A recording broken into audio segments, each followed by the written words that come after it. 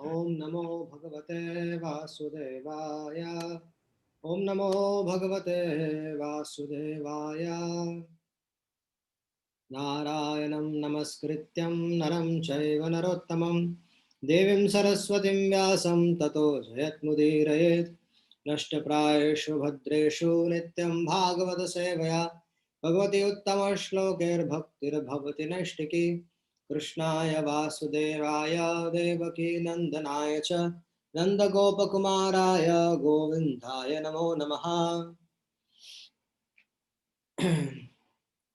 जन्माद्यस्य यतन्वयादितरतश्चार्तेष्वभिज्ञस्वराट् तेने ब्रह्महृदयादिकवये मुह्यन्ति यतसूरया।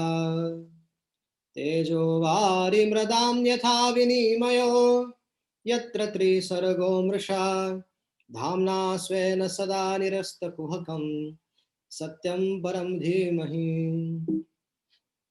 धर्मा प्रोजितकैतवत्र परमो निर्मत्सराणां सतां वेद्यं वास्तवम् अत्र वस्तु शिवदं तापत्रयन्मूलनं श्रीमद्भागवते महामुनिकृते किं वा परैरीश्वरा सद्यो हृदयावृद्ध्यत्र कृतिभिः शुश्रूषुभिस्तक्षणात् निगमकल्पतरोर्गलितं फलं शुकमुखादमृतद्रं वसयुतं पिबत भागवतं रसमालयं मुहुरहो रसिका भुवि भावुका।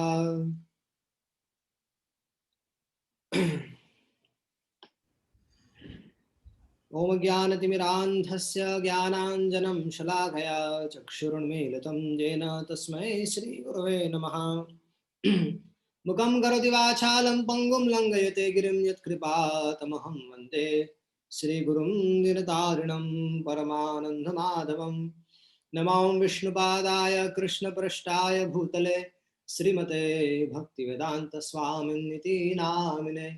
नमस्ते सरस्वती देवे गौरवाणी प्रचारिणे निर्विशेष शून्यवादी पाश्चात्य देशतारिणे नित्यानन्दमहं नौमि सर्वानन्दकरं परं हरिनामामृतं देवम् अवधूता शिरोमुनिम् आनन्दलीलामय विग्रहाय हेमाम्बदिव्यछविसुन्दराय तस्मै महाप्रेमरसाप्रदाय चैतन्यचन्द्राय नमो नमस्ते। जय श्री कृष्ण चैतन्य प्रभु नित्यानंद श्री अद्वैत गदाधर शिवासदि गौर भक्त वृंद। हरे कृष्ण कृष्ण कृष्ण हरे हरे हरे राम राम राम हरे हरे। हरे कृष्ण कृष्ण कृष्ण कृष्ण हरे हरे हरे राम राम राम हरे हरे। हरे कृष्ण कृष्ण कृष्ण कृष्ण हरे हरे हरे राम राम राम हरे हरे।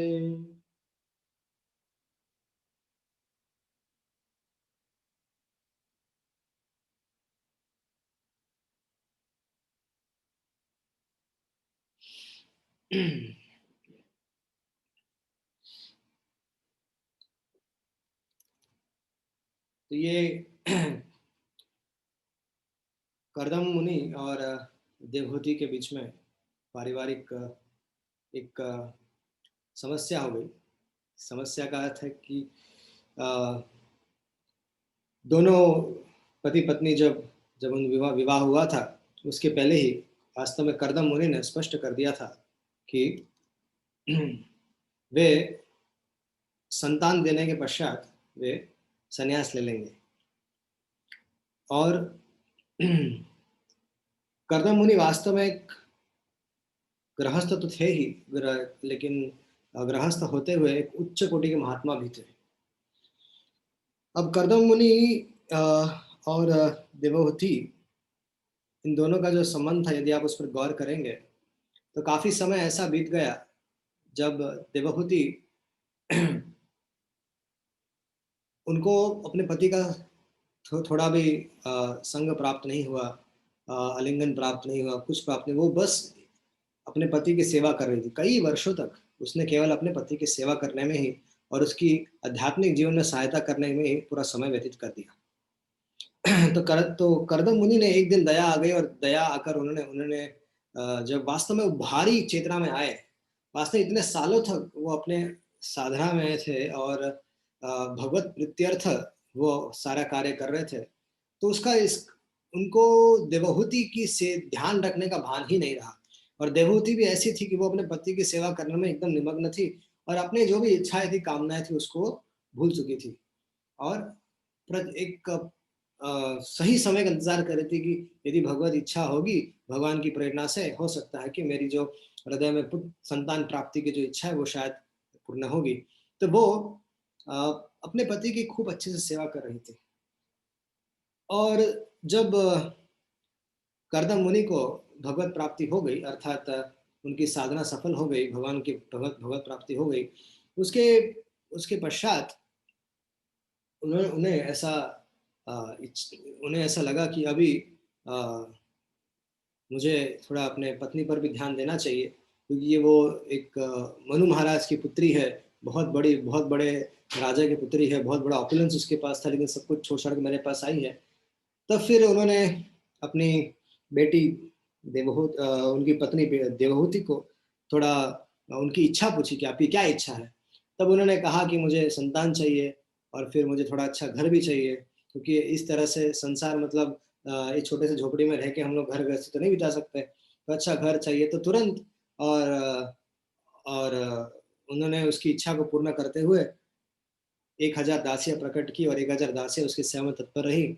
और वो बिंदु सरोवर था वहां पर, बिंदु सरोवर में जैसे ही माता देवहूति ने स्नान किया और जैसे ही बाहर निकली, तो माता एकदम बहुत सुंदर है, एकदम नव यवन, और जैसे जब उनके पास आई थी करदम जी के बाद, जैसे वो खूबसूरती थी उनकी, उससे कई गुना ज्यादा बढ़कर खूबसूरती उनकी अभी हो गई। और इससे देखकर वो बहुत प्रसन्नता उन्हें हुई, और वे अपने पति करदम जी के साथ काफी समय आनंद से इंद्रियों को भोग करते हुए वो व्यतीत कर रही थी। लेकिन ध्यान रखना चाहिए, जो भोग करदम मुनि की कृपा से, जो करदम मुनि की तपस्या या के बल से जो प्रकट हुए थे, वो साधारण भोग नहीं थे। वो इंद्र आदि, ब्रह्मा आदि देवताओं के जो जो वैसे जो भोग उन लोग उपलब्ध कराते हैं, वैसे वाले भोग नहीं थे। ये भगवान के प्रसाद था, ये भगवान का प्रसाद था। अर्थात ये उनकी भक्ति का जो फल था, उसका प्रभाव था। उस कारण से क्या हो गया कि करदम मुनि यद्यपि अपने पत्नी के साथ बहुत प्रकार के इंद्रिय सुखों का अनुभव कर रहे थे, लेकिन वो लव मात्र भी उसमें आसक्त नहीं हुए, और उनको इफेक्ट भी नहीं हुआ। क्यों? क्योंकि वो भगवान का प्रसाद था, और वो भोग ऐसे थे कि वो अनादिकाल तक रह सकते थे। लेकिन फिर भी कुछ समय बीतने के बाद, और मेरू पर्वत की घाटी में काफी समय बिताने के बाद, जब वे वहां पर आए, वापिस अपनी कुटिया में आए, तब उन्होंने अपने पत्नी के साथ अपने आप को पहले बात तो नौ नौ भागों में विस्तारित किया, और अपने आप को ही 9 प्रकार में विस्तारित किया, और उन्होंने उसके उससे जो स्त्री के साथ, अपनी पत्नी के साथ समागम करके 9 पुत्रियों को जन्म दिया। और 9 पुत्रियों के जन्म ऐसे थे कि जैसे ही बाहर है, अपने आप से वो तुरंत शीघ्र बड़े हो गए। और इस तरह से जब बड़ी हो गई, तो लॉन्ग प्रोसेस नहीं लगा, जैसे हमारे यहाँ पे लगता है, थोड़ा धीरे धीरे धीरे करके बड़े होते हैं बच्चे। तो उनमें तो सब तुरंत हो गया। और फिर उनका विवाह की भी समस्या, विवाह का समस्या आई कि अभी विवाह विवाह भी करना है। तो जब वो बड़ी हो रही थी, मतलब जब वो जन्म ले ली, तो करदम जी की स्थिति ऐसी थी, करदम जी कह रहे थे कि मुझे अभी जाना है, मुझे अभी संन्यास लेना है, क्योंकि मैंने तुमसे पहले ही कहा। तो मैं उसको खाने के लिए और चावल खाए नहीं। थोड़े से खाए, एक कटोरी करके थोड़े से हाँ, कटोरा दे रहा। मैंने तुमसे पहले ही कहा था कि जब तुम्हें संतान प्राप्त हो जाएगी, तब मैं चली जाऊंगी। तब जब देवहूति अपनी दशा को देखती है कि कि मेरे पति अभी जा रहे हैं, उस समय उसे अनुभव होता है कि मेरे जो पति है वो एक साधारण व्यक्ति नहीं है, और एक महान आत्मा थी, और वे अभी मुझे छोड़कर जा रहे हैं। तो मेरा तो सबसे बड़ा नुकसान हुआ। तो सबसे बड़ा नुकसान ये है कि मुझे तो पुत्र प्राप्त नहीं हुआ, क्योंकि पति चला जाता है तो उस जो पत्नी होती है वो पुत्र के सहारे अपने आप को जीवित रखती है, या पुत्र ही उसका सहारा होता है, वो उसका देखभाल करता है। तब रोते हुए करदम मुनि से देवहूति कहती है कि हे पतिदेव, ये जो नौ जो कन्याएं जो आपसे उत्पन्न हुई है, ये तो विवाह करके चली जाएंगी, और आप भी चले जा रहे हैं संन्यास लेके, तो मैं तो अकेले रह गई। और वास्तव में अपने आप को कोस रही थी कि मेरा जो वास्तव में जो पूरा जीवन है वो व्यर्थ बीत गया, क्योंकि वास्तविक में जो मेरे पति का जो आ, आ, जो उनका जो मुख्य जो उनका क्या कहते हैं इच्छा थी, मतलब वो भगवान के भक्त थे, निष्काम प्रेमी भक्त थे, तो वास्तव में मुझे उनका मूड लेना चाहिए था, मुझे उनके जैसा भक्त बनना चाहिए था, लेकिन वो तो मैं बनी नहीं। मेरे अंदर हमेशा संसार को भोगने की कामना रहती थी, और मेरे पति इतने उच्च कोटि के साधु थे, महात्मा थे, लेकिन मैंने उनसे भी अपने जब जब मुझे अवसर प्राप्त हुआ कि जब उन्होंने मुझसे पूछा कि तुम्हें क्या चाहिए प्रिय, तो मैंने कहा कि मुझे पुत्र चाहिए, मुझे संसार को भोगना है, इस तरह से मैंने कहा। वास्तव में देवहूति अभी विलाप कर रही थी कि उस समय काश मैंने कहा होता कि मुझे आपके जैसा बनना है। तब जब इस तरह से देवहूति रो रही थी, उस समय कर्दम जी ने कहा कि हे स्वयं मनु की पुत्री देवहूति, तुम चिंता मत करो कि ऐसा नहीं है कि मैं चला जाऊंगा तो तुम्हारा क्या होगा, तो निश्चिंत रहो कि तुम वास्तव में बहुत बड़े पुत्र की मां बनने वाली हो। साक्षात भगवान अंश जो तुम्हारे गर्भ में आने वाले हैं। भगवान अंशते क्षरो गर्भम अधुर अधुरत संप्राप्त संप्रत्यस्ते। तो देवहूति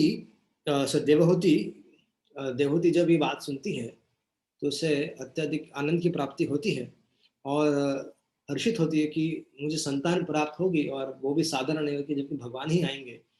और करदम जी कहते हैं कि तुमने बहुत अच्छे से मेरी सेवा की है, और तुमने मेरी ही नहीं, तुमने भगवान की बहुत अच्छे से सेवा की है, और तुमने बहुत सारे तप व्रत इत्यादि बहुत कुछ किया है, और तुमने बहुत सारे परीक्षाओं से यहाँ पर गुजर के आई, मतलब बहुत सारी करदम जी के साथ रहने की बहुत बड़ी परीक्षा थी उसके लिए, क्योंकि वो एक राजा की पुत्री थी, और अचानक से यहाँ पर एक भिखारी के पास, एक भिखारी ऐसी स्थिति थी, कुछ था ही नहीं उनके पास, एक छोटा सा झोपड़ा था, कहाँ उनका राजा, उनका महल था, स्वयं मनु का घर था, इतना सारा ऑपुलेंस था, प्रियव्रत महाराज और स्वयं मनु, प्रियव्रत महाराज और उत्तानपाद जी की बहन, और एक झोपड़े में रह रही थी, कितने सालों तक उसने ऐसी सेवा की, तो एक बहुत बड़ी तपस्या से गुजरी थी वो। तो मैत्री जी ये सब घटनाओं को बताते हुए कहते हैं कि देवहूति जो थी वो बहुत ही अपने बहुत पति का सम्मान करती थी, और अटूट विश्वास था उसका कि मेरे जो पति है वो निश्चित रूप से मेरी सहायता करेंगे और मुझे इस संसार से पार करेंगे। ये साधारण व्यक्तित्व नहीं थे, और वे जानते थे कि एक प्रजापति है, और इसलिए और वे उनकी पूजा करती थी, और वे उन्हीं को अपना गुरु भी मानती थी, और वे जानते थे कि मेरे जो पति है वो भगवान के निष्काम प्रेमी भक्त है, और भगवान को वे अपने हृदय में बंदी बना के रखे हैं। तो भगवान उनके हृदय में है। तो इस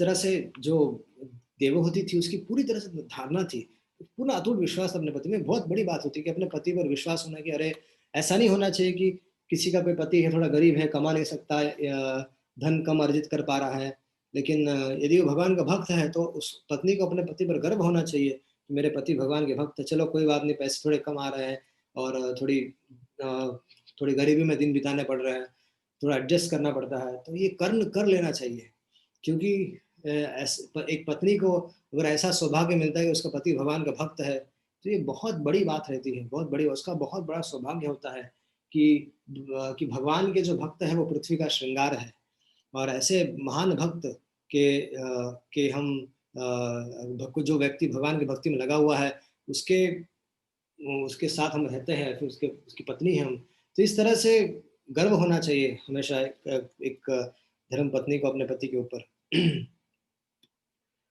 तो उस समय जब कपिल देव प्रकट होने वाले थे, मतलब प्रकट हो गए थे, उस समय जो देवता थे वे सारे आकाश में आए, और उन्होंने चारों तरफ से उन पर वर्षा चालू कर दी, और ब्रह्मा जो कि इस भगवान के पुत्र है और प्रथम व्यक्ति है इस संसार के, तो वे अपने मरीचि इत्यादि जो ऋषि है उनके साथ कर्दम जी के पास वहां पर आए। लेकिन कर्दम जी की छोटी सी कुटिया थी, लेकिन कितना बड़ा सौभाग्य था उस कुटिया का कि भगवान वहां पर प्रकट हुए और वहां पर स्वयं महाराज आए थे।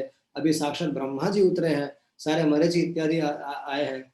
तो ये नहीं समझना चाहिए अगर पति गरीब है तो ये धारणा नहीं होनी चाहिए कि मेरा पति गरीब है, लेकिन उनके पास जो आध्यात्मिक धन है उसकी तरफ ही पत्नी को ध्यान देना चाहिए कि ये जो धन है ये मुझे ये सबसे बहुत बहुत बड़ी उत्तम बात है।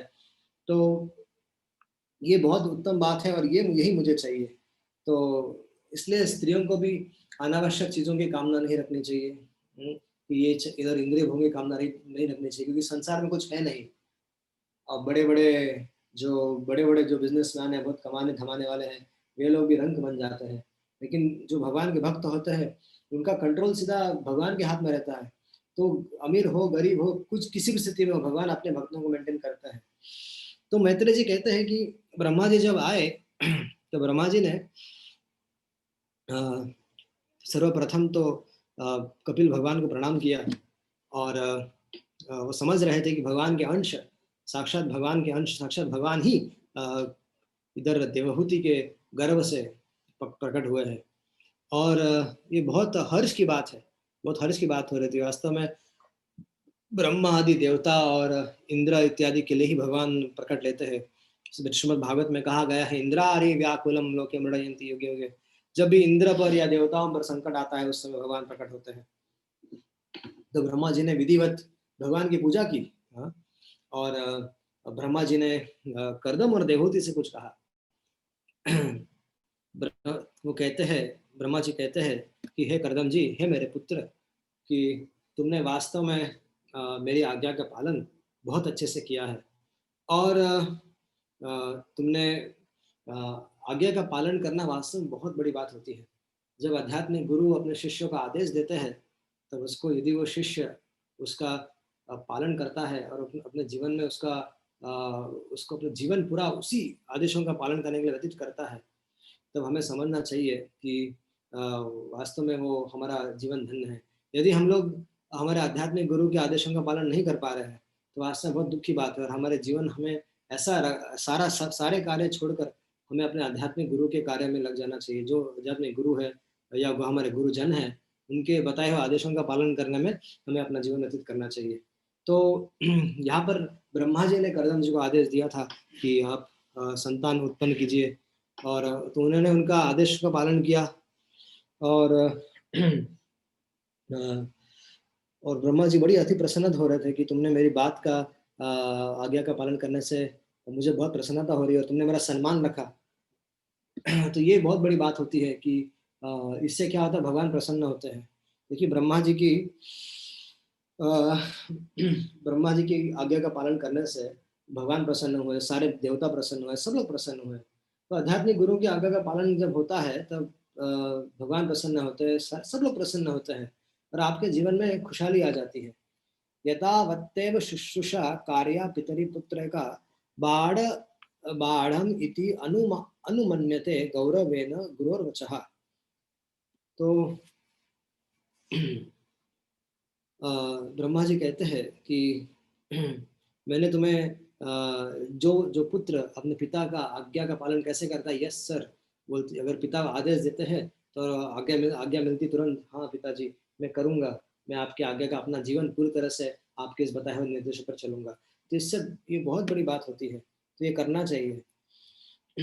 वास्तव में शिष्य को अपने गुरु के पास, आध्यात्मिक गुरु के पास जाना चाहिए और पूछना चाहिए कि हे गुरुदेव, मैं कैसे आपको प्रसन्न करूं, मुझे अपने जीवन में क्या करना चाहिए जिससे कि मैं आपकी प्रसन्नता प्राप्त कर सकूं, कैसे कैसे मैं भगवान की प्रसन्नता प्राप्त कर सकूं, और आपके अप्रकट के बाद भी मुझे अपना जीवन कैसे व्यतीत करना चाहिए। तो ये सारे प्रश्न वास्तव में अपने एक शिष्य को अपने आध्यात्मिक गुरु से पूछ लेने चाहिए। ये कि क्या सेवा है मेरी भगवान की, इस मेरे जीवन, ये शरीर काया वाचा कर्मणा द्वारा मुझे आपकी सेवा करनी है, आपके आदेशों का पालन करना है, तो क्या आदेश है, मुझे क्या अपना जीवन में करना है। तो इस तरह से हमें अपने गुरुजनों को ये पूछना चाहिए और उनके अनुसार अपना जीवन व्यतीत करना चाहिए। तो अ, तो ब्रह्मा जी कहते हैं कि कहे गौतम ऋषि, तुम्हारे 9 पुत्रियां हैं। और इस तरह से तुम इस कारण से तुम्हारा क्या होगा, तुम इस संसार को विस्तारित करने में बहुत सहायता करोगे। तो वो कहते हैं कि ब्रह्मा जी कहते हैं कि कृपया करके अपने 9 पुत्रियों को अन्य अन्य ऋषियों को सौंप देना चाहिए, उनके स्वभाव अनुसार और उनके नेचर के अनुसार उन सबको इस संसार के जो मुख्यतम ऋषि है उनको सौंप देना चाहिए।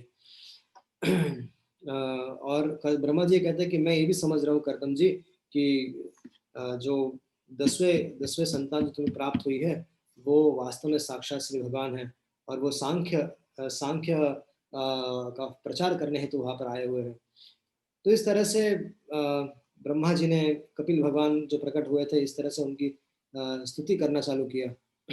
और फिर उन्होंने देवहूति को देखा और कहा कि हे मनु महाराज की पुत्री देवहूति, कि तुम्हारा बहुत बड़ा सौभाग्य है कि साक्षात भगवान जो जिन्होंने कैटभ का वध किया है, एष मानवी ते गर्भम प्राविष्ट कैटभ हार्दनः, जिन्होंने कैटभ नाम के असुर का वध किया है, वे साक्षात आज तुम्हारे पुत्र बने हैं।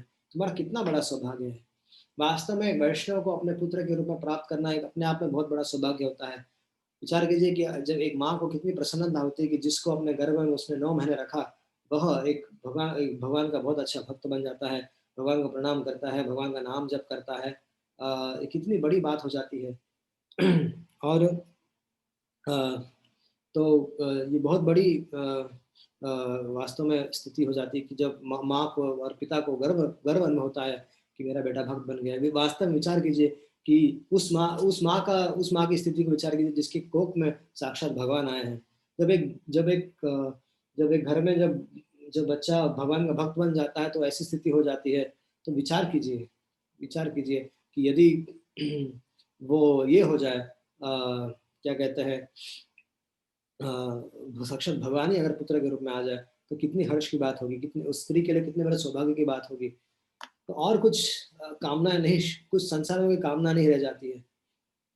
और वो बता रहे थे कि आप तुम्हारा जो पुत्र है, ब्रह्मा जी कह रहे हैं कि तुम्हारा जो पुत्र है वो साधारण पुत्र नहीं है, साक्षात पूर्ण पुरुषोत्तम तो भगवान है। और ये जितने सारे संसार में ऋषिगण हैं उनका ये आचार्य बनेगा। और वास्तव में ये कपिल के नाम से जाने जाएंगे, और ये तुम्हारी कीर्ति और तुम्हारे यश को सर्वत्र सर्वत्र प्रसारित करेंगे। सब जगह इनकी ख्याति होगी कि ये देवहूति के पुत्र कपिल है।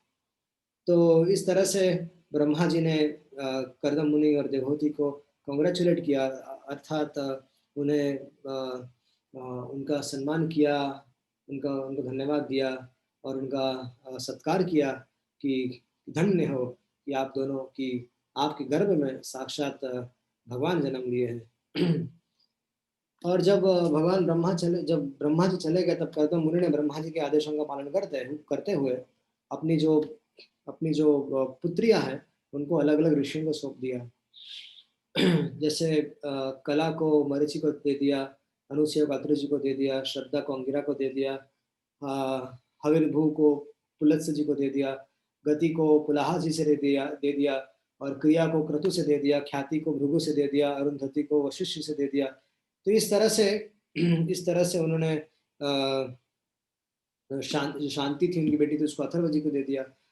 और इस तरह से उन्होंने अपने अलग अलग संतानों को, अलग अलग पुत्रियों को उन्होंने ऋषियों को सौंप दिया। तो वास्तव में जब जिनके घर पे पुत्रियां है तो उनको बहुत ही योग्य व्यक्ति देखकर उन्हें अपनी बेटी का विवाह कर देना चाहिए। और हमेशा जब पिता देखता है कि स्वाभाविक देखा जाता है कि वो कितना कमाता है, क्या करता है, उसका कैरेक्टर कैसा है, ये कैसा है, वो कैसा है। और अक्सर हम लोग देखते हैं कि हमें अमीर घर में भेजना चाहिए ताकि उस मेरे बेटे को किसी चीज़ की कमी ना हो। लेकिन जरा विचार करना चाहिए कि सबसे सबसे बड़ा धन तो भगवान की भक्ति है। यदि आपकी पुत्री यदि ऐसे घर में जाएगी जहाँ पर भगवान हरि के भक्त हो, जहाँ पर भगवान की भक्ति हो, तो ये सबसे उत्तम बात होगी, सबसे बड़ा धन तो वही है। तो हमेशा जब ऐसे स्थिति में हम आए तो देखना चाहिए कि धन इत्यादि है, लेकिन अगर भगवान का भक्त नहीं है तो उसको अपने पुत्री को नहीं सौंपना चाहिए, नहीं तो वो अच्छा नहीं होता है। तो करदम जी ने करदम जी ने कहा कि एक सेकंड। तो जब करदम जी को पता चला, करदम जी को तो ऐसे ही पता था कि भगवान प्रकट हुए हैं, लेकिन ब्रह्मा जी ने भी स्पष्ट कर दिया। ब्रह्मा जी आए चले गए, देवता लोग आए चले गए, और तब एकांत में अपने पुत्र के पास अर्थात भगवान के पास करदम मुनि जाते हैं, और वे कहते हैं कि अहो पापच्च मानानां निरये स्वैर अमंगलय कालेन भूयसा नूनम प्रसिद्ध प्रसिद्ध अंतिह देवता। तो वो कहते हैं कि बहुत हे कपिल जी, अ, बहुत समय से देवताओं को आपके आने की इच्छा थी, और उन पर प्रसन्न होकर आप यहाँ पर आए हैं, तो मेरा ये बहुत बड़ा सौभाग्य है। वास्तव में कई सारे योगी लोग रहते हैं, वो बहुत सारे तपस्या करते रहते हैं, और बहुत सारे योगी लोग जन्म प्रति जन्म लगा देते हैं, लेकिन वे भगवान की चरण कमलों को अपने मन में नहीं ला सकते हैं, क्योंकि भगवान के चरण कमल केवल भक्ति से मन में आते हैं। जो भगवान की प्रेम में भक्ति करता है, उनके मन में ही केवल भगवान प्रकट, ऐसे उनका अपने चरण कमल आते हैं। लेकिन बहुत सारे योगी लोग रहते हैं, वो प्रयास करते रहते हैं। क्या प्रयास करते हैं? हाँ, कि भगवान के चरण कमलों का ध्यान करने का, लेकिन हो नहीं पाता, क्योंकि उनके हृदय में भक्ति नहीं होती, ड्राइनेस रहता है। वो सब कोई कोई कर्म कांडी होता है, कोई ज्ञान मार्ग का पालन करता रहता है। तो ऐसे व्यक्तियों के हृदय में भगवान के लिए कोई भक्ति नहीं होती, प्रेम नहीं होता, तो भगवान वहां पर आना नहीं चाहते। तो ऐसे जन्म बदी जन्म बीत जाते हैं। वास्तव में पूर्व में देखा होगा कि बहुत सारे ऋषि लोग हजारों हजारों वर्षों तक तपस्या करते हैं, और लेकिन वो भक्ति को बहुत बहुत निम्न मानते थे। बोलते थे, अरे भक्ति करने से क्या, भक्ति तो ये छोटे लोगों का काम है, इस तरह से नेगलेक्ट करते थे। लेकिन वास्तव में बहुत सारे जन्म प्रति जन्म या बहुत सारे हजारों हजारों साल तपस्या करने के बाद उनको वास्तव में जब सत्संग मिलता था, तब उनको पता चला, अरे भक्ति करने से भगवान वश में आते हैं। तो वो थोड़ी सी भक्ति करते थे और उनको भगवान प्राप्त हो जाते थे। तो पूर्व के जमाने में ऐसे ही होता था, लेकिन यहाँ पर कलयुग में कैसी स्थिति कि भक्ति के अलावा कोई ऑप्शन नहीं है। भक्ति एकमात्र उपाय है, भक्ति के अलावा इस संसार में कोई ऑप्शन नहीं है। क्योंकि ना हम लोग कर्म कांड, ज्ञान कांड, या कोई भी जो अलग अलग पथ है भगवत प्राप्ति के, जो पूर्व में जिसका उपयोग किया जा सकता था, तो वो संभव ही नहीं है। वो संभव ही नहीं है यार इस समय। इस समय इस काल में कली काले नाम रूपी कृष्णा होता है, और केवल नाम संकीर्तन भगवान, नाम संकीर्तन ही है, और केवल भक्ति करने से ही भगवान की प्राप्ति सहजता से हो जाती है। तो करदम मुनि कहते हैं भगवान से कि आपने बहुत बड़ी कृपा की है, कि आप जब भी आते हैं आप अपने भक्तों का गौरव बढ़ाते हैं, और आपने मेरे यहाँ पर आकर मेरा गौरव बढ़ाया है। और और मैंने सुना है, ब्रह्मा जी ने कहा कि आप सांख्य सिद्धांत का प्रचार करने वाले हैं, और आपका जो शरीर है वो दिव्य है प्रभु। आपके इतने सारे अवतार होते हैं, और आपका जो शरीर है वो साधारण शरीर नहीं है। वास्तव में भगवान का शरीर साधारण नहीं होता है। भगवान के शरीर के अंदर ये हाड़ मांस, जैसे हमारे अंदर जैसे हाड़ मांस रक्त इत्यादि है, तो भगवान के शरीर में नहीं होता। भगवान का शरीर पूरी तरह से सच्चिदानंदमय होता है, चिन्मय होता है। तो इस तरह से करदम मुनि इस बातों को समझ रहे थे, और भगवान से इस तरह से प्रार्थना कर रहे थे कि हे प्रभु, आप आप समस्त आप सबकी इच्छाओं को पूरा करने वाले हैं, और आप समस्त 6 ऐश्वर्यों से परिपूर्ण हैं। समस्त सारे जो जितने सारे 6 प्रकार के ऐश्वर्य होते हैं, वो समस्त आप में विद्यमान है प्रभु। और इसलिए प्रभु मैं आपका शरण ग्रहण करता हूँ, मैं आपका आश्रय लेता हूँ। तो कृपया करके मुझे तो वो तो करदम जी कहते हैं कि मुझे आपसे कुछ पूछना है प्रभु। तो वो उन्होंने कहा कि देखो देखो अभी इस समय भगवान का भाव था, लेकिन अचानक से अभी पुत्र का भाव भी आ गया। तो उन्होंने कहा कि देखो बेटा, कि मैंने तो मेरा ऋण जो है वो उतार दिया है, पुत्र उत्पन्न करके मैंने ऋण जो उतर है, अपने माता पिता का ऋण होता है उतर जाता है। तो वे कहते हैं कि मैं चाहता हूँ कि अब मैं संन्यास लूं, और तुम्हारे इस परिवार का सारा रिस्पॉन्सिबिलिटी तुम ले लो, और मुझे जाने दो। तो ये बहुत बड़ा प्रश्न होता है। बहुत सारे लोग प्रश्न उठाते हैं कि अरे जिसके घर पे साक्षात भगवान आए हैं, वे क्यों वे क्यों छोड़कर सब चले गए।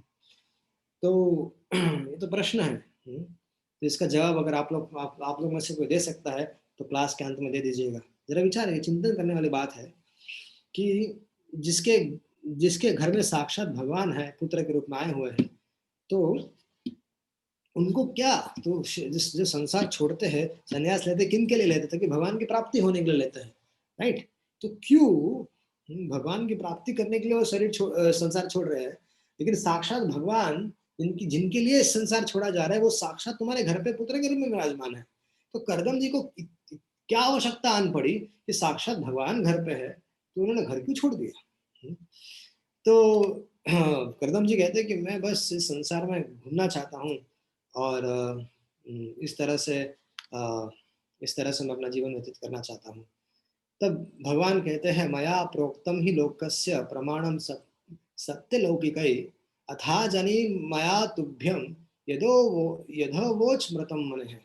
तो भगवान कहते हैं कि जो भी मैं कहता हूँ, चाहे वो शास्त्र में हो या डायरेक्ट अभी तुमसे जो कह रहा हूँ, ये सब प्रमाण है। और और ये जो मैं कहता हूँ वही वास्तव में वेद है, वही वही वही वास्तव, जो मैं करने को कहता हूँ वही वास्तव में धर्म है। और हे मुनि, हे करदम मुनि, हे करदम जी, हे पिताजी, तो मैंने तुमसे पहले भी कहा था कि मैं तुम्हारा पुत्र बनकर आया हूँ, और उसी बात को पूरा करने के लिए मैं अभी पुत्र बनकर आया हूँ। एतन में जन्म लोकेस्मिन मुमुक्षुनाम दुराशया प्रसंख्यनाय तत्वात्नाम समत्तायात्मदर्शन है। और भगवान कहते हैं कि मेरा जो ये संसार में जो प्राकट्य होता है, वास्तव में जो कपिल भगवान का जो मेरा अवतार है, वास्तव में सांख्य सिद्धांत का प्रचार करने के लिए होता है। क्योंकि भगवान कहते हैं कि सांख्य सिद्धांत का बहुत गड़बड़ है संसार में, लोग इस सिद्धांत को समझ नहीं पाते। तो जो 24 प्रकार के जो एलिमेंट्स है, उसके बारे में थोड़ा विस्तारित है, वो आगे जाके हम लोग सुनेंगे। सो ये जो आध्यात्मिक क्या कहते हैं, ये जो पाथ है, ये जो पथ है, ये बहुत डिफिकल्ट है, इतना आसानी से समझ में नहीं आता है ये। और भगवान की प्राप्ति सहजता से नहीं हो पाती, बहुत समय लग जाता है। लेकिन यदि सही मार्गदर्शन मिले तो जो सामान्य जनता को अगर सही मार्गदर्शन मिले, सही भगवत प्राप्ति करने के लिए अगर सही मार्ग मिले, तो उससे सहजता से प्राप्त हो जाती है, भगवान की प्राप्ति सहजता से हो जाती है। तो हे पिताजी, तो जैसे आपकी इच्छा है वैसा कीजिए। तो आप आपका सारा काया वाचा कर्म, अपना जो मन है वो मेरे को अर्पित कीजिए, और आप भगवान जैसे आप चाहते हैं वैसे आप संन्यास लेकर भ्रमण कीजिए। तो साक्षात भगवान कहते हैं कि पिताजी, आप हमेशा आपके हृदय में मुझे हमेशा देखेंगे, मैं हमेशा आपके हृदय में रहूंगा, प्रकट रहूंगा। और इस तरह से आपका शरीर छूटने के बाद आप मुझे प्राप्त करेंगे। तो इस तरह से भगवान साक्षात उन्हें कह रहे हैं सारी बातें। और मैं यहाँ पर अपने माँ को, जब आप चले जाएंगे उसके पश्चात, मैं अपनी माँ देवहूति को भागवत धर्म का सिद्धांत दूंगा, मैं अपने सांख्य सिद्धांत बताऊंगा, और उसके जितने सारे प्रश्न है, भक्ति विषयक प्रश्न है, जो भी प्रश्न, उन प्रश्नों का निरूपण करूंगा, और उसे दिव्य ज्ञान प्रदान कर उसे भी आध्यात्मिक आध्यात्मिक ज्ञान की तरफ उनको मैं अग्रसर करूंगा। तो इस तरह से करदम जी ने भगवान की बात को सुना और प्रसन्न हुए, और उन्होंने संन्यास लेकर वो चले गए। तो और वास्तव में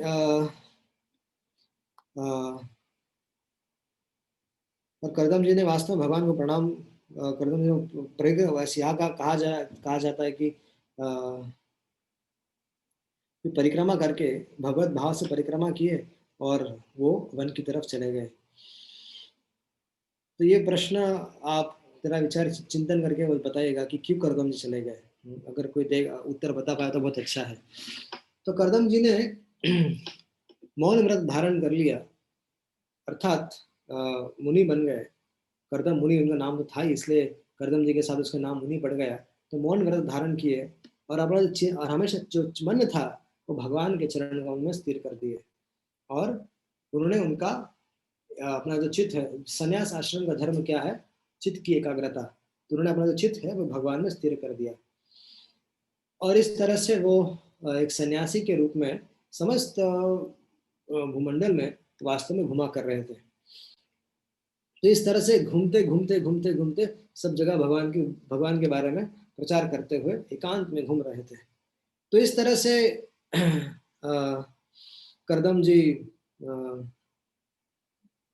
करदम जी चले गए और वो करदम जी देख रहे थे कि हर एक, जब भी जहाँ जहाँ करदम जी जाते थे वहां पे वो हर एक व्यक्ति के हृदय में भगवान को देखते थे, और अपने हृदय में तो देखते ही थे, लेकिन सबके हृदय में भगवान का निवास थे, तो इसलिए सबके प्रति उनका सम्मान होता था। वास्तव में इस तरह का भाव होना चाहिए कि हमेशा जैसे करदम मुनि ऐसा भाव ऐसा होना चाहिए। सब जगह भगवान के दर्शन होने का अभ्यास होना चाहिए। वास्तव में सब कार्य में भगवान का हाथ देखना चाहिए। तो ये सारी आदत, ये सब शास्त्र में, भागवत में ऐसा प्रसंग रखे गए हैं ताकि हम लोग समझ सके कि सारी चीजों में भगवान का हाथ देखना। तो करदम जी जब जाते थे अकेले भगवान की, ये इतना आसान नहीं होता है। पहले के जमाने में स्वच्छंदता से घूमना, केवल भगवान भगवान के लिए घूमना और केवल भगवान का प्रचार करना, और पता नहीं कहाँ सोना है, कहाँ रहना है। अभी तो प्रभुपाद जी के पास इतने सारे मंदिर है, ये है, लेकिन उस समय स्थिति नहीं थी। बस सारा विश्व ही अपना घर था और सब जगह भ्रमण करना था, भगवान का प्रचार करना था और पूरी तरह से भगवान पर आश्रित रहना था। और तो इस तरह से समस्त प्रकार के इच्छाओं से मुक्त थे वो, और उनके हृदय में किसी के लिए कोई दुर्भावना नहीं थी, और वे सबको क्या कहते थे, बराबर देखते थे, सब में भगवान का निवास देखते थे, और इस तरह से वो शुद्ध प्रेममय भक्ति कर रहे थे। और इसलिए वो करदम करदम मुनि ने भगवत प्राप्ति कर ली, अर्थात अपना शरीर उनका छूट गया और उन्होंने भगवान के धाम को प्राप्त कर लिया। तो ये था आज का अध्याय। यदि किसी को कोई प्रश्न है तो पूछ सकता है।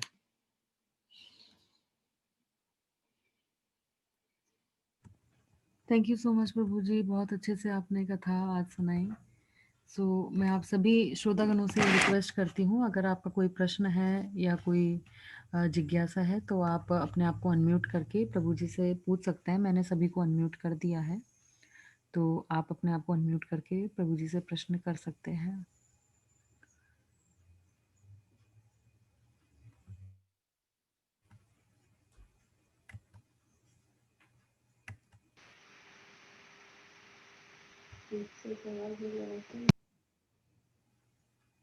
आप माता जी स्क्रीन शेयर कर दीजिए।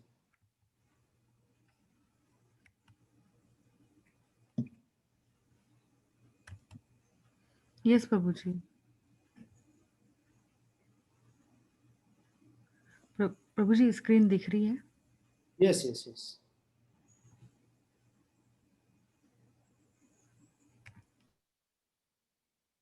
किसी को प्रश्न नहीं है तो चलिए हम आपको प्रश्न पूछते हैं। तो बताइए कि भगवान का जो, जैसे भगवान के बारे में आपने बहुत सुना होगा कि भगवान के जन्म के बारे में, भगवान के कर्मों के बारे में, भगवान की लीलाओं के बारे में बहुत कुछ सुना होगा आपने। भगवान कृष्ण के जन्म के बारे में सुना होगा, श्री राम के जन्म के बारे में सुना होगा, वराहदेव, नरसिंहदेव। तो बताइए कि अ, भगवान का जो जन्म है वो साधारण क्यों नहीं होता? हम लोगों का जैसा जन्म होता है, तो हम तो जीव है, तो हमारे जन्म में और भगवान के जन्म में क्या अंतर है, जरा मैं आप लोगों से सुनना चाहता हूँ। तो एक एक करके जैसे जो जो आप रियलाइज किए हैं वो बताइए। सर सरयू सेन जी बताइए। हरे कृष्णा प्रभु जी, दंडवत प्रणाम। हरे प्रभु कृष्ण। जी, जैसा आपने एक ये एग्जाम दिया है आपने कि राम जी का जन्म और कृष्णा का जन्म, तो प्रभु जी जैसे नॉर्मली हम देखते हैं कि normally there is birth of a baby by the union of a male and a female in the material world. But जो भी हमने कथाएं जो सुनी है उसमें से देखा है कि कभी भी भगवान के जन्म के लिए इस तरह का कुछ यूनियन का नहीं हुआ जरूरत। वो मन से जो अपने पिता के मन से, अपनी माता के मन से उनके गर्भ में गए हैं। और जैसे कृष्णा के बर्थ में है कि जैसे बेबी एक जब जन्म करता है तो उसका एक नॉर्मल ह्यूमन फॉर्म होता है, रिड्यूस इन साइज रहता है बस। लेकिन हम लोग देखते हैं कि कृष्णा जब पैदा हुए थे तो वो अपने चतुर्भुज रूप में उन्होंने दर्शन दिए थे पैदा होते ही। तो जो एक नॉर्मल मतलब नॉर्मल लोगों में हम लोग मटेरियल वर्ल्ड में नहीं देखते हैं। मुझे यही समझ में आया प्रभु जी। हरे कृष्णा प्रभु जी। और धन्यवाद माता जी। और किसी को कुछ बोलना है बताइए कि भगवान का जन्म साधारण क्यों नहीं होता, क्या अंतर होता है भगवान के जन्म में और हमारे जन्म में। एक तो अंतर माता जी ने बता दिया कि ऑपुलेंस होता है, भगवान ऑपुलेंस के साथ प्रकट होता है। तो कुमार प्रभु को बताइए। या प्रभु जी, तो आई थिंक द लॉर्ड भगवान तो अपीयर होते हैं और हमारा बर्थ होता है, मतलब our we take birth through mother's womb, but the Lord will straightaway descend in this earth. Like when Lord the Krishna has to take, उनका जब बर्थ होने वाला था तो उन्होंने मतलब वसुदेव के मन से पहले आए, फिर उनके मन में इच्छा हुई कि भगवान गर्भ में आए, तो फिर वो वहां से देवकी के गर्भ में गए और फिर उनका प्राकट्य हुआ। जैसे माता जी ने बताया, पहले चतुर्भुज में आए, फिर वो बाल्य स्वरूप में बन गए। तो मतलब उनका दिव्य रूप होते, जैसे अभी भगवत गीता 4.9 में बोलते हैं, जन्म कर्म चमे दिव्यम यो वेत्ति तत्वतः। मतलब कि भगवान का जन्म एकदम ट्रांसेंडेंटल हो, दिव्य होता है। अगर जो ये समझ पाया तो वो लिबरेट हो जाएगा। तो ये प्रश्न का उत्तर अगर हमें मिल गया, मतलब हम भगवान को जान पाएंगे। तो ये मेरा अंडरस्टैंडिंग है प्रभु जी। जी जी जी, थैंक यू प्रभु, धन्यवाद। और माधवी माता जी, और बताइए, कोई और है जिनको बोला? नूतन हरे जी कृष्णा आपको? प्रभु जी। हरे कृष्णा। मुकेश जी, आपका नाम प्रभु जी? दंडवत प्रणाम प्रभु जी। दंडवत प्रणाम। दंडवत प्रणाम हरी हरी बोलिए प्रभु। प्रभु जी। भगवान जब भी जन्म लेते हैं ना, तो सब कुछ वो पहले से सेट करके आते हैं भगवान। तो वो जैसे जन्म से पहले, जैसे अब बलराम जी पहले जन्म लिए, उसके बाद क्या क्या लीला करेंगे और कब तक रहेंगे, तो सब कुछ पहले से डिसाइडेड रहता है प्रभु जी। और क्या बोलते, जैसे अब राम भगवान का भी था, तो उन्होंने पहले सब कुछ हमें, मतलब उनको मालूम था क्या क्या करना है, कैसे क्या करना है, और देवी देवता सब इंतजार करते रहते हैं। तो मेरे समझ से ये है प्रभु जी, जो मैं सुना था लास्ट टाइम। धन्यवाद धन्यवाद प्रभु, धन्यवाद। और बताइए बताइए बताइए, थोड़ा बोलने का भी अभ्यास होना चाहिए, चिंतन करना चाहिए और संकोच नहीं करना चाहिए। छोटे से हम लोग 10-12 लोग हैं, उसमें संकोच नहीं करना चाहिए, बोलना चाहिए, बिंदास बोलना चाहिए। ज़्यादा से ज़्यादा क्या हो जाएगा, गलत हो जाएगा तो उसको बता दिया जाएगा कि अगर कुछ कुछ कमेंट करना है तो कोई बात नहीं, बोलना चाहिए। बोलिए। हरे कृष्णा प्रभु जी। हरे कृष्णा। मेरा नाम वशिष्ठ है। मेरी हिंदी इतनी अच्छी नहीं है, फिर भी आई विल ट्राई। तो ज्यादातर भगवान पर्पस के लिए आते हैं, so there has to be a specific purpose behind it. और जिन्होंने मेरे से पहले बोला, माता जी और प्रभु जी ने, तो वो उसी दिशा में बोल रहा हूँ कि जो पहले तय हो जाता है आने के पहले, और भगवान का आगमन होता है, वो जन्म नहीं होता। लेकिन मेरे ख्याल से, I don't know the word, but it's appearance more like it. आविर्भाव। आविर्भाव। Okay, thank you. धन्यवाद वशिष्ठ प्रभु। यस, और किसी को शेयर करना है बताइए। प्रभु जी, भगवान हमेशा अपने जो परम भक्त होते हैं उनके कई घर में जन्म लेते हैं। जी जी जी जी जी। और बताइए, मैं कुछ सुनना चाहता हूँ आप लोगों से एक्स्ट्रा। हरे कृष्णा प्रभु जी। बताइए। प्रभु जी, आई एम नॉट श्योर कि आई एम सेइंग करेक्ट और नॉट, बट भगवान जैसे मनुष्य जो है वो 9 महीने उस कष्ट में रहता है और उसमें हमेशा प्रार्थना करता रहता है कि मैं वापस जन्म और मृत्यु के इस चक्र में वापस आया हूँ, तो आप मुझे इस तरह से बुद्धि दीजिए कि मैं इन सब चीज़ों से निकलूँ और मैं जब इस दुनिया में आऊँगा तब मैं मतलब भगवान की भक्ति में से इस तरह से लगूंगा कि मैं अगेन अगेन रीबर्थ के चक्कर में वापस नहीं जाऊंगा। तो इस तरह से वो हमेशा प्रार्थना करता रहता है और काफ़ी उसे कष्ट भोगना पड़ता है और उसे और ऐसा भगवान के साथ में नहीं होता है। वो प्रकट होते हैं और वो इन सब कष्टों को नहीं सहन करते हैं। जी जी, धन्यवाद प्रभु जी। तो भगवान जब जन्म लेते हैं तो वास्तव में चलिए भगवान कृष्ण के जन्म का थोड़ा आने का निरूपण करते हैं, उनके स्टाइल क्या आने की। तो भगवान जब संसार में प्रकट होते हैं तब माता जी आप स्क्रीन, ठीक है स्क्रीन रख दीजिए तो प्रॉब्लम नहीं है।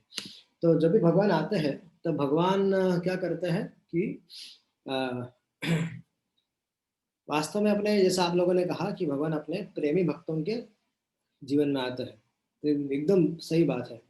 तो भगवान आने से पहले भगवान के परिकर यहाँ पर प्रकट हो जाते हैं और उनका धाम आता है, उनके परिकर आता है और बाद में भगवान अपने जो नित्य माता पिता है उनके गर्भ में से उनके पास प्रकट होते हैं। अब क्या अंतर है हम हमारे भगवान के इसमें, ये जानना चाहिए कि भगवान महान है और हम क्या है, बहुत अनु है। जिस तरह से एक स्वर्ण का क्या कहता है, एक अगर सोने का अगर पहाड़ हो और तो और छोटा सा सोने का कण हो, तो दोनों में जो क्वालिटी है वो सेम है, लेकिन क्वांटिटी वाइज जो सोने का जो पर्वत है वो बहुत बड़ा है और छोटा सा जो कण है वो छोटा है। तो इससे हमें समझना चाहिए कि भगवान जो है बहुत महान है। यद्यपि हम भी सच्चिदानंदमय है, भगवान भी सच्चिदानंदमय है, लेकिन हम क्या है, छोटे हैं, अनु है, और भगवान क्या है, विभु है, बहुत बड़े हैं। और ये एक बहुत बड़ा अंतर है हमारे और भगवान में। इसलिए बहुत बार ऐसा होता है समाज में कि बहुत सारे लोग अपने आप को भगवान के रूप में बताते कि मैं भगवान हूँ, मैं ईश्वर हूँ, ये हूँ वो हूँ। लेकिन हम जीव कभी भी भगवान का जीव कभी भगवान नहीं बन सकता। जीव भगवान का दास है, क्योंकि भगवान स्वयं भगवद गीता में कहते हैं कि ममये वांशो जीवलोके जीवभूतो सनातनः। और चैतन्य चरितामृत में कहा गया कि जीवेर स्वरूप है कृष्ण नित्य दास। तो हमें समझना चाहिए कि हमारा जो स्वरूप है वो भगवान का नित्य दास है। तो इसलिए हम है और भगवान है, तो कभी साधारण जीव भगवान नहीं बन सकता। और भगवान के जो आने का स्टाइल है वो कैसा है कि जब भी भगवान आते हैं तब देखना चाहिए कि भगवान जब भगवान जैसे मान लीजिए भगवान जेल में प्रकट हुए, तो भगवान सबसे पहले क्या किया, वसुदेव जी के मन में प्रकट हुए। जैसे आप लोगों ने कहा, सही कहा, वसुदेव जी मन में प्रकट हुए, मन से फिर वसुदेव जी ने देवकी को दीक्षा दे दी, इनिशिएट कर दिया, अर्थात अपने मन से भगवान को देवकी गर्भ में देवकी के मन में ट्रांसफर कर दिया। तो दीक्षा भी इसी को दीक्षा कहते हैं, जब आध्यात्मिक गुरु अपने शिष्य को कृष्ण को दे देता है, अपने हृदय से मन के माध्यम से शिष्य को गुरु भगवान को ट्रांसफर करते हैं, उसको असल दीक्षा कहा जाता है। ठीक है, दीक्षा एक सोशल सिर्फ ये नाम बदल देना ही दीक्षा नहीं है, वो भी दीक्षा है, लेकिन वास्तविक दीक्षा क्या है, तो भगवान का दिव्य ज्ञान प्रदान करना और भगवान उस दिव्य ज्ञान के माध्यम से कृष्ण को ट्रांसफर करना। तो गुरु, आध्यात्मिक गुरु ये करते हैं। और क्या होता है कि जब देवकी के गर्भ में भगवान आ गए, तब देखा होगा कि आपने गर्भ स्तुति करने के लिए सारे देवता लोग वहां पर उपस्थित हुए। अभी कभी आपने देखा है कि जब साधारण हमारा जन्म होता है, कभी कभी पूर्व काल में तो घर पे जन्म होता था, लेकिन आजकल तो सारे तो हॉस्पिटल में होता है और अधिकतर तो सिजेरियन ही होता है। तो कभी देखा होगा कि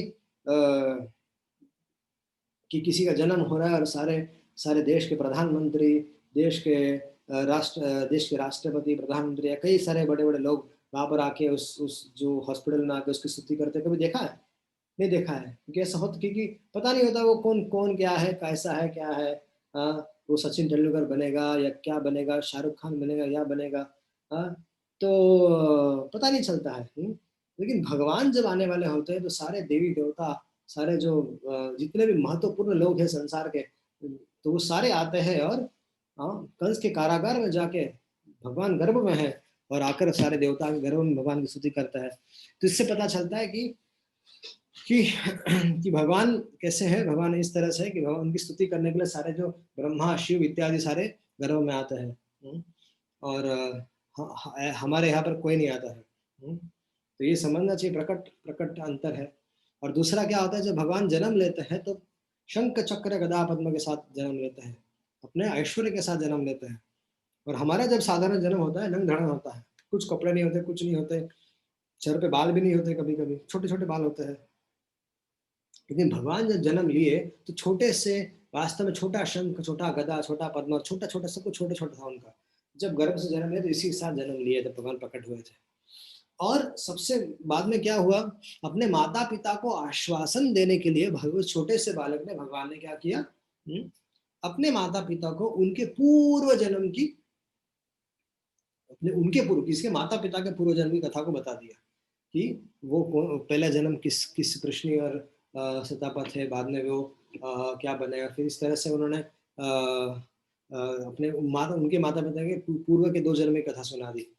और इसलिए हमें जानना चाहिए कि हमारा जब जन्म होता है, हमें खुद को पता नहीं होता कि हम कहाँ से आए हैं। तो ये तो स्वाभाविक बात है कि, और हम मरने के बाद भी ये पता नहीं होता कि कहाँ जाने वाले हैं। मान लीजिए कोई जन्म ले लेता है तो ये बताना बहुत मुश्किल है कि वो व्यक्ति कहाँ से आया है। उसके असंभव ही है कि ये जानना कि वो व्यक्ति का जन्म, पिछला जन्म क्या था, क्या कर रहे थे, कहाँ से आया। तो ये बहुत बताना बहुत मुश्किल है। थोड़ा सा अंदाज ले सकते हैं कि भाई कहाँ से आया है, बताया जा सकता है कि देवताओं के गुण है, तो देवताओं जैसे गुण तो बताया जा सकता है कि वो भी आगे जाके प्रकट होंगे गुण, तब बताया जाएगा रे ये तो देवलोक से आया होगा। और अगर आसुरी प्रवृत्ति का है, धुंधुकारी जैसा है, अजामिल के पूर्व का जीवन जैसा होगा, तो या फिर सारे जो क्या कहते हैं, सब प्रकार से व्यभिचार किया है, ये किया वो किया, तो देख के पता चलता है कि सही जगह से नहीं आया है। तो इस तरह से जैसे कोई रोगी होता है शरीर, तो तभी माना जाता है कि ये नरक से आया है, या फिर बहुत पापमय जीवन व्यतीत किया होगा पूर्व में, इसलिए उसकी किसी के साथ ऐसा शरीर में व्यथा आती है या दुख होता है। तो तो ये सब हमें समझना चाहिए कि भगवान जब आता है तो भगवान अपने माता पिता के पूर्व जन्म की कथा सुना रहा है। और हमारे ऐसी स्थिति होती है कि हमें खुद के बारे में पता नहीं हम कहाँ से आ रहे हैं, और हमारे माता पिता को पता नहीं होता कि हम कहाँ से आ रहे हैं। और मर जाते हैं तब लोगों को पता नहीं होता कि कहाँ चला गया। तो बस लोग लिख देते हैं कैलाशवासी, वैकुंठवासी, लेकिन वास्तव में ऐसी अंदाज रहता है कि चलो भैया भगवान शिव जी के पास, शिव जी का भक्त था तो शिव जी के पास चला गया, वैकुंठ, भगवान विष्णु का भक्त था, वैकुंठ में चला गया। वास्तव में ये सब कैसा है कि अंदाज से लिख दिया जाता है, या फिर सम्मान के लिए लिख दिया जाता है, लेकिन वास्तव में पता नहीं होता कि वास्तव में गया है कि नहीं। तो ये अंतर है वास्तव में भगवान में और हमारे के अंदर। ये स्पष्ट चीजें हैं, ये हमें समझना चाहिए कि भगवान है और हम हैं। तो कभी भी वास्तव में ये भगवान के आने का प्रयोजन होता है। भगवान के आने का प्रयोजन क्या होता है संसार में? तो मुख्य प्रयोजन होता है कि संसार के जो बद्ध जीव है उनको अपनी तरफ आकर्षित करना। मैं आपको कई बार ऐसे बोल चुका हूँ कि तो इसलिए भगवान आते हैं, लीला करते हैं और संसार के बद्ध जीवों को अपनी तरफ आकर्षित करते हैं। और जब जब भगवान अप्रकट हो जाते हैं, भगवान चले जाते हैं अपने धाम में, तो भागवत आता है। और भागवत और भगवान के भक्त आता है, तो भगवान के भक्त भागवत के माध्यम से भगवान के गुणों को, भगवान की कीर्ति और यश को गाते हैं। और संसार के बद्ध जीव जब उनको सुनते हैं तो उनका भगवान की तरफ प्रेम बढ़ जाता है। तो इस तरह से भगवान आते हैं, संसार में आते हैं। ठीक है, ओके, हरे कृष्णा, धन्यवाद। थैंक यू प्रभु जी, हरे कृष्ण। जय